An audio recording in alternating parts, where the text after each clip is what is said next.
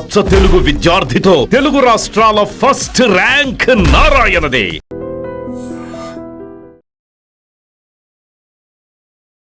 I dream చూస్తున్న ప్రేక్షకులందరికీ నమస్కారం. ఈరోజు మనతో పాటు ఐకాన్ ఆస్ట్రాలజర్ గట్టుపల్లి సురేష్ బాబు గారు మనతో పాటు ఉన్నారు. మాట్లాడదాం. నమస్కారం అండి. జై శ్రీమన్నారాయణ. పిల్లల పెంపకం విషయంలో లేదా ఓవరాల్గా పిల్లల విషయంలో పెద్దలు చేస్తున్న తప్పులు ఏంటండి? ముందుగా ఇంట్లో జంతువులు పెంచడం. జంతువులు పెంచడానికి దీనికి సంబంధం ఏంటి? కరెక్ట్. అయితే ఇక్కడ ఏంటంటే ఇంట్లో ఒక 3 ఇయర్స్ బాబు, ఒక 1.5 ఇయర్ పాప ఉంటారు, లేదా ఒక 5 ఇయర్స్ బాబు, 3 ఇయర్స్ పాప ఉంటారు, లేదా 2 పిల్లలు 3 పిల్లలు ఉంటారు. ఈ పిల్లలకి కంచంలో అన్నం పెట్టేసి పక్కన పడేస్తారు. ఇంట్లో కుక్కను పెంచుకుంటారు, సంకలో పెట్టేసుకొని నోట్లో అన్నం పెడుతూ ఉంటారు. ఇది కుక్కను పెంచడమే కర్మ.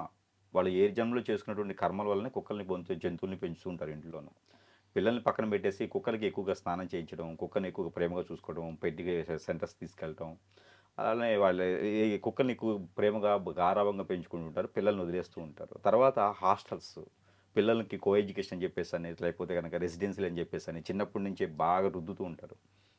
రుద్దేసి చేపను రుద్దుతారు చూసారా, మనకి రాయమేం పెట్టేసి రుద్దుతూ ఉంటారు. అలానే పిల్లల్ని హాస్టల్లో పెట్టడం, తల్లిదండ్రులకి దూరంగా ఉంచడం, తల్లిదండ్రులకి పిల్లల్ని దూరంగా ఉంచడం, ప్రేమకి అనురాగానికి దూరంగా ఉంచడం, వీళ్ళకి ఒక బిజీ లైఫ్ వలన వాళ్ళు దూరంగా ఉండిపోవడం. అంటే ప్రేమ అనురాగం అనేది తల్లిదండ్రులకి ఎలా ఉంటుందో తెలియదు. వాళ్ళు పనికిమన్నటువంటి ఫ్రెండ్స్ అని చెప్పేసి అనేది అని చెప్పి వాళ్ళ దగ్గర అవుతూ ఉంటారు. ఎవరైనా తిన్నావా ఉన్నావా అంటే వారి దగ్గర ఖచ్చితంగా అవుతారు కదా, వారి దగ్గర అవుతారు. వారు ఏ దారిలో వెళ్తే ఆ దారిలో వెళ్తూ ఉంటారు. వాళ్ళు ఎలాంటి వారు ఏంటో తెలియదు. పుట్టిన తర్వాత 18 సంవత్సరాల పాటు కూడా తండ్రి తల్లి యొక్క ఆరాధనలోనే ఉండాలి పిల్లలు. 10th క్లాస్ వరకున తల్లిదండ్రుల ఆరాధనలోనో అనురాగంలో ఉంటే ఖచ్చితంగా వారి పిల్లలకి ఎలా ఉంటుంది, నాగరికత అంటే ఏంటి, మన కుటుంబం అంటే ఏంటి, సంసారం అంటే ఏంటి, ఎవరితో ఎలా ఉండాలి అనేది తల్లిదండ్రులు మాత్రమే నేర్పాలి. అది నేర్పలేదంటే మాత్రం ఖచ్చితంగా ఆ పిల్లలైతే ఖచ్చితంగా చెడిపోతారని చెప్తారు. ఈ రోజు నడుస్తున్నటువంటి లవ్ అఫేర్స్ కావచ్చు, కోలివింగ్ హాస్టల్స్ కావచ్చు, ఒంటరిగా బతికేటువంటి జీవితాలు కావచ్చు, జాబులు కావచ్చు, పరిస్థితి కావచ్చు, పద్ధతి కావచ్చు, ఇవన్నీ కూడా తల్లిదండ్రులు పట్టించుకోకపోవడం వలన వచ్చేవి. తర్వాత డబ్బుకి విలువ, పిల్లలకన్నా కూడా డబ్బుకు విలువ ఇవ్వట్లేదు ఎవరును. అలానే ఏదో ఒక జాబ్ చేసో కష్టపడతారు. వాళ్ళు ఎంత కష్టపడుతున్నారని తెలియాలంటే కూడా తల్లిదండ్రుల దగ్గరికి పిల్లలు ఉండాలి. అలా లేకుండా పోయిన పరిస్థితిని. ఎందుకంటే పుట్టగానే వాడు కలెక్టర్ అయిపోవాలి, పుట్టగానే ఒక ఎమ్మెల్యే అయిపోవాలి, పుట్టగానే ఒక డాక్టర్ అయిపోవాలి. కాబట్టి వాళ్ళ మీద రుద్దుతున్నారు వీళ్ళ కోరికలన్నీ కూడా. అది చాలా తప్పు అనేది. రెండోది, ఈ పిల్లలకి ఈ వయసు అనేది రాకుండా కూడా బైకులు, కార్లు ఇప్పించేసి విచ్చలవిడితనంతో బ్రతికించమని చెప్పడం, ఇదొకటి. వాళ్ళ యొక్క జీవితం కాపాడుకునేందుకు వారికి ఉన్నటువంటి యాక్టివిటీస్ అన్నీ కూడా ముందుకు చేసేందుకు పిల్లల్ని పట్టించుకోకపోవటం. ఎక్కడిదాకా ఎందుకు, నాకు తెలిసినటువంటి చాలామంది కస్టమర్స్ ఉన్నారు. లేదంటే తండ్రికి ఒక అఫేర్ ఉంటుంది, తల్లికి ఒక అఫేర్ ఉంటుంది, ఈవిడికి ఉండేటువంటి 2 జాబులు 3 జాబులు ఉంటాయి, అతనికి ఉండే 2 3 జాబులు ఉంటాయి. ఇద్దరు తప్పులు చేస్తూనే ఉంటారు, ఇద్దరు సంపాదించుకుంటున్నారు. డబ్బుకు వచ్చిన విలువ పిల్లలకి ఇవ్వరు. మరి పిల్లలు ఎందుకు అంటారయ్యా అంటే, పిల్లలకు కావాలి కదండి రేపటి రోజున. ఎందుకు ఆ పిల్లలు ఎక్కడ ఉన్నారా అంటే, మంచి మేధాశక్తులు ఉన్నటువంటి మంచి మేధాశక్తి పిల్లలకి, ఇద్దరు పిల్లలు, ఇద్దరికి మంచి మేధావి అనమాట, హైపర్ మైండ్ అంటారు. అలాంటి మైండ్ ఉన్నటువంటి పిల్లలు ఏదైనా సరే వారికి నేర్పితే ఖచ్చితంగా నేర్చుకొని దేశానికి ఏదో ఒకటి చేసేటువంటి అబ్దుల్ కలాం లాగా అయ్యేటువంటి పిల్లలు. ఆ పిల్లలు స్కూల్కి వెళ్తారు, వాళ్ళు పట్టించుకోరు, ఎక్కడో దగ్గర బతికేస్తూ ఉంటారు. చివరికి ఏదో ఒక అవరంగలాంటి గాలి తిరిగేటువంటి పిల్లలతో పాటు ఫ్రెండ్షిప్ చేస్తూ ఉంటారు. అంత మేధాశక్తి కాస్త చెడు వాటి మేము పెడతారు. గేమ్స్ అని, బెట్టింగ్స్ అని పెట్టేసి, ఒక పిల్లోడు మన ఇటీవల సూసైడ్ దాకా వెళ్ళిపోయినాడు. బెట్టింగ్స్ అని పెట్టేసి. ఈ బ్రెయిన్ పనిచేయలేదు, గేమ్స్ ఆడు ఆన్లైన్లో బ్రెయిన్ పనిచేయలే. ఎవరు ఏం చేస్తారు, తల్లిదండ్రులు అప్పుడు దాకా పట్టించుకోవాలి. అప్పుడు కూర్చొని హాస్పిటల్లో ఏడుస్తుంటే ఉపయోగం ఉంది. ఇలాగ చూపించడానికి ఎన్నో సినిమాలు రిలీజ్ అవుతూ ఉన్నాయి, ఎన్నో దాంట్లో చూస్తూ ఉన్నారు. ఆ 2 గంటలు మాత్రం సినిమాలో చూస్తూ ఉంటారు.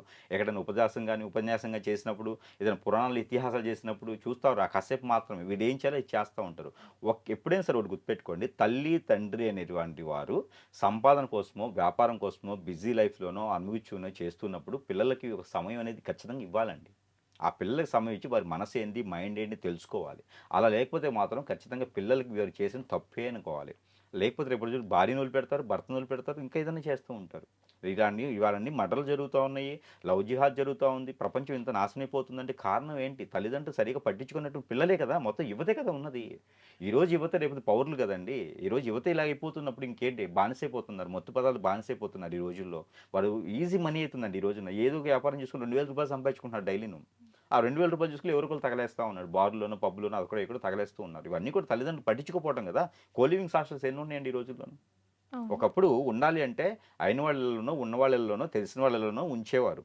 ఒక ఆడపిల్ల బయటకు వెళ్తుందంటే చిన్న పిల్లోడిని ఇచ్చి పంపించేవారు. ఈ రోజుల్లో ఎక్కడుంది నాగరికత అది?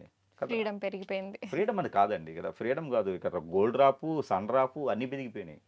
ఒక ఫ్రీడమే కాదు. అన్ని ఆయిల్స్ పెరిగిపోయినాయి. కాబట్టి ఇక్కడ ఏంటంటే మ్యాక్సిమము తల్లి, తండ్రి వారంలో ఒక రోజైనా సరే పిల్లలకి ఫ్రీడమ్ ఇయ్యాలి.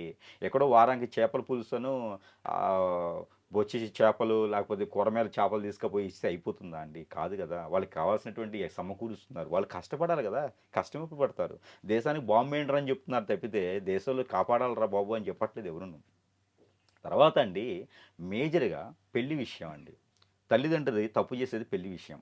ఎక్కడ అంటే ఇంత వయసు వచ్చింది, మా అబ్బాయికి ₹1,00,000 శాలరీ వస్తుంది అంటే మాకు 5 కోట్లు కట్నం ఇచ్చేవాళ్ళు కావాలి, లేదా 10 కోట్లు కట్నం ఇచ్చేవాళ్ళు కావాలి, మా ఆస్తులు 50 కోట్లు ఉంది, 100 కోట్ల ఆస్తు గల్లోళ్ళు కావాలి అని చెప్పేసని ఈ పిల్లల్ని నాశనం చేయడానికి పూనుకోవటం.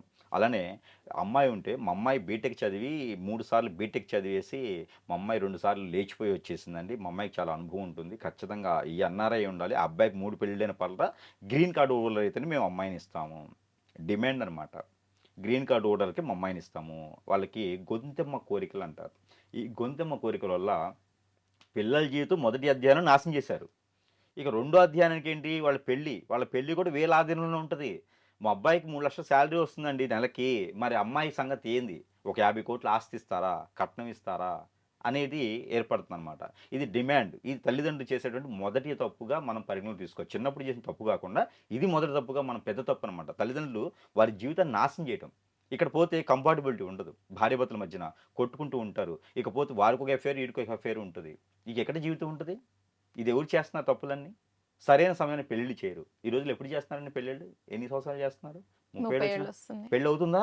చేసుకుంటున్నారా? లేదు. అప్పుడు కూడా చేసుకోవట్లేదు. ఎవరు తప్పు ఉంది ఇదంతా? ఇప్పుడు ఒక కూతురు ఉంది, ఒక కొడుకున్నారంటే, ఒక వయసు వచ్చిందంటే ఏదో ఒక అమ్మాయి కంపాటబిలిటీ కుదిరేసి మన జాతకంలో కుదిరేసి ఆ ఇంట్లో అంతా సర్దుకుపోయేట అమ్మాయి, మిడిల్ క్లాస్ అమ్మాయి, తక్కువ క్లాస్ అమ్మాయిని చేసుకుంటే బాగుంటుంది. అలాంటి అబ్బాయిని చేసుకుంటే వీళ్ళ అత్తమామను కూడా తల్లిదండ్రులు చూసుకుంటారు. డబ్బులు ఉన్నాయి, ఇద్దరు సంపాదించుకుంటున్నారు అంటే బెంగళూరులో ఒకరు, అమెరికాలో ఒకరు ఉంటే ఉపయోగం, ఆన్లైన్లో సంసారం చేసుకుంటారు వీరిద్దరు. ఇదంతా తల్లిదండ్రులు చేసేటువంటి ఉపన్యాసమే కదా. దానివలన సంసారాలు పాడవుతున్నాయి. మళ్ళీ వీళ్ళు ఉపన్యాసం చేస్తారు. మళ్ళీ మీడియా ముందుకు వచ్చి అక్కడ వచ్చి ఇక్కడ వచ్చి ఉపన్యాసాలు, పురాణాలు, ఇతిహాసాలు చెప్తూ ఉంటారు. అలా ఉండకూడదండి, ఇలా ఉండాలి, అది చేయకూడదండి, ఇది తప్పండి, ఆ అబ్బాయి శిక్ష వేయండి అని చెప్తారు. ఆ శిక్ష వేయడానికి కారణం వీళ్ళకి ఇవ్వాలి కదా. ముందు అబ్బాయి తప్పు చేస్తున్నాడు, అమ్మాయి తప్పు చేస్తున్నాడు అంటే తల్లిదండ్రులు శిక్ష వేయాలి కదా. అమ్మాయిని పట్టించుకుంటే శిక్ష ఉండదు కదా. 22 సంవత్సరాల అమ్మాయిని నువ్వు పెళ్లి చేయకుండా ఇంకా కూర్చోబెట్టుకుంటే అమ్మాయి ఎందుకు ఉంటుందండి? అమ్మాయి చేసి తప్పు ఎక్కడ ఉంది? నాకు కోటీశ్వరుడు కావాలి అల్లుడు, మమ్మల్ని టుంగుటూయాలు ఊపాలి అని చెప్పేసి అంటే అల్లుడు ఉండడు కదా. అంటే స్థాయికి తగ్గట్టు ఆలోచించరండి. వీడి ఇంటి మీద తాటేక ఉండదు, కానీ వచ్చే అల్లుడు మాత్రం టుంగుటూయాలు ఊపాలి అత్తమామని. ఒక కూతురు ఇంట్లో పుట్టిందంటే వీళ్ళందరికీ సాకారంగా చేయాలంటే ఎక్కడికి వెళ్ళి అవుతుందండి? ఒక కొడుకు ఇంట్లో పుట్టాడంటే మొత్తం వంశాన్ని కాపాడేసి ఆ ఆస్తులకి ఇంక ఎమ్మెల్యే అయిపోవాలంటే ఎక్కడికి అవుతాడు? దానికి తగ్గట్టుగా వెళ్ళాలి మనం. ముందు పేరెంట్స్కి చాలా తప్పులు ఉన్నాయండి. ఎక్స్పెక్టేషన్స్ ఎక్కువ పెట్టుకుంటున్నారు అంటున్నారు పిల్లల మీద. గొంతెమ్మ కోరికలు చాలా అండి. 1, 2 కాదు. పెళ్ళి ఇప్పుడు రెండో పెళ్లి చేయాలంటే ఒకప్పుడు ఆలోచించారు, పొరుగు పోద్దేమో, విడాకులు తీసుకుంటే ఎట్లా అమ్మా అని బతిలాడేవారు. ఈ రోజులో కొట్టాడా? అసలు నువ్వు విడాకులు ఇవ్వకుండా ఉన్నావు ఎంతసేపు? రా, నువ్వు అయితే ముందు రా, లాయర్ని మాట్లాడి విడాకులు ఇద్దాం, ₹1,00,00,000 పెడదాం, వాళ్ళని బతిలాడి సంసారం చేపిద్దాం లేరు ఈ రోజుల్లో ఎవరును. ఇలాంటివన్నీ కూడా తల్లిదండ్రులు మార్చుకోవాలి ముందు.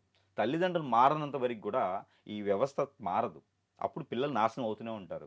పిల్లలు నాశనం అవడానికి కారణం ఖచ్చితంగా తల్లిదండ్రులే అని చెప్పొచ్చు. పెద్దవాళ్ళే.